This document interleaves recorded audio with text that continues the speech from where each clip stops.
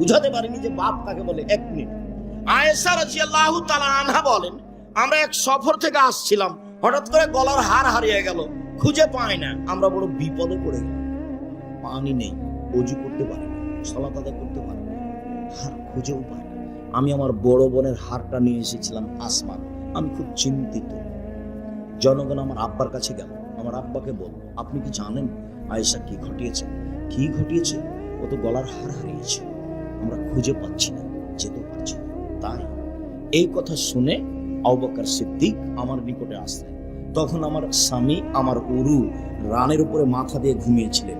মুহাম্মদ সাল্লাল্লাহু আলাইহি ওয়াসাল্লাম এসে ফাল্লাকা জানি লাকসাদান সাদিদা, আমার কোমরের উপরে এত জোরে মারলেন, খুব জোরে মারলেন। ওই সময় আমার স্বামী, আমার উরু রানের উপরে মাথা দিয়ে ঘুমিয়েছিলেন। উনি যদি ঘুমিয়ে না থাকতেন তাহলে আবু বকর সিদ্দিকের মায়ের কারণে, আমার বাপের মায়ের কারণে আমি দূরে সরে যেতাম। 1 মিনিট কথা বলার পূর্বে আরেকটা কথা বুঝুন। আমাদের দেশের বাঙালি গতিতে যদি শ্বশুর গিয়ে দেখে মেয়ের ঘরে যে মেয়ের উরু রানের উপরে মাথা দিয়ে জামাই ঘুমিয়ে আছে, তাহলে বাপ ওখানে না গিয়ে এইভাবে,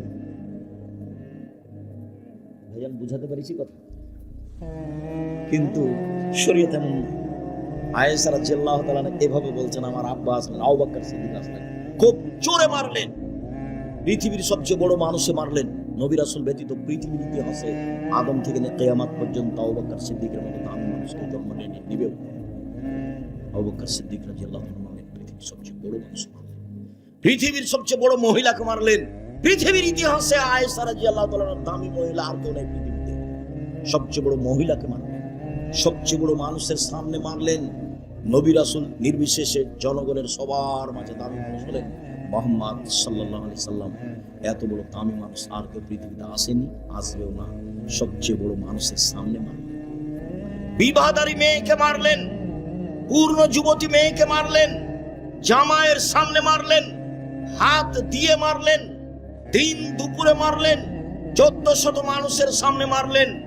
সবচেয়ে বড় মানুষে মারলেন, সবচেয়ে বড় মহিলাকে মারলেন, সবচেয়ে বড় মানুষের সামনে মারলেন, জামাইয়ের সামনে মারলেন, দিন দুপুরে মারলেন, খোলা মাঠে মারলেন, 1400 মানুষের সামনে মারলেন, হাত দিয়ে মারলেন, বিবাহদারী মেয়েকে মারলেন, পূর্ণ যুবতী মেয়েকে মারলেন।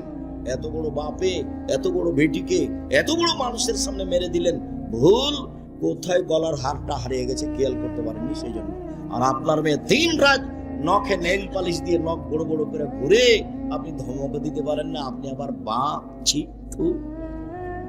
আপনার মতো বাপ বেঁচে থাকে আমি আব্দুর রাজ্জাক বিন ইউসুফ চাইনি। আপনি মরে গেলে জামিয়া সালাফে আপনার ছেলে মেয়েকে লালন পালন করবে ইনশাআল্লাহ।